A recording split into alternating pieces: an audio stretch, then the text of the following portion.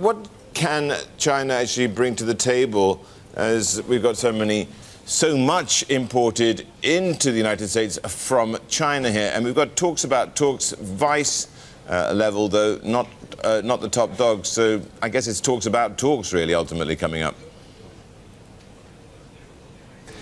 Yeah, that's right. No, I think the announcement about the talks it's obviously welcome, but it does reflect to an extent the idea that China doesn't have a lot of levers to pull here in respect to fighting back against the rounds of tariffs that we've seen so far, given their existing trade position with the US.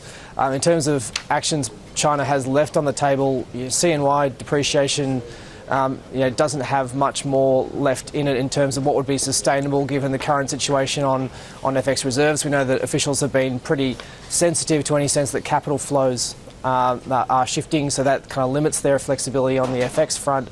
And so really you're left talking about measures which can not so much be a pushback to the US, but just can help support momentum at home. So we're talking about monetary and fiscal policy. Monetary policy, we think there's more coming, but we don't think it's going to have the impact it used to, because regulatory conditions in housing in particular and real estate are still pretty tight. So what we're left with now is more fiscal policy, and that's going to be, in our view, the force that stabilises things as we move through the second half, particularly local government bond issuance, where we think there's more upside after things were very, very tight in the first half. Ben, is it a whatever it takes situation for China to maintain the level of GDP that it wants and employment that it claims it needs, by association? And is there a risk that as deleveraging gets kind of cast by the wayside, they're just digging themselves a deeper hole of debt? Yeah, I do think there is a genuine concern that they can't just go back to the old credit pump as they've always done in times past, where they've been worried about momentum. So, because there is a social contract in China where the government kind of has to keep GDP growth at an acceptable level, they have to keep output growth there, they have to keep the heavy manufacturing base ticking along okay.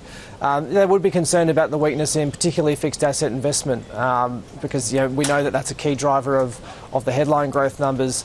CapEx has been weak in our view, mostly because of fiscal policy tightness in the first half of the year. So at least there is this sense that there's more to come on that front. They have run significantly under target on the budget deficit through this year so far. That leaves a bit more scope to ease in the second half. But it's true to say that there's not many palatable policy options left on the table. As we said before, CNY weakness kind of has a fairly limited tether on it, just given the sensitivity to foreign debt that the economy now has and capital outflows. And then monetary policy is inherently going to be more targeted in a more, or eased in a more targeted fashion from here, because we know that they can't let that credit spigot really get out of control again.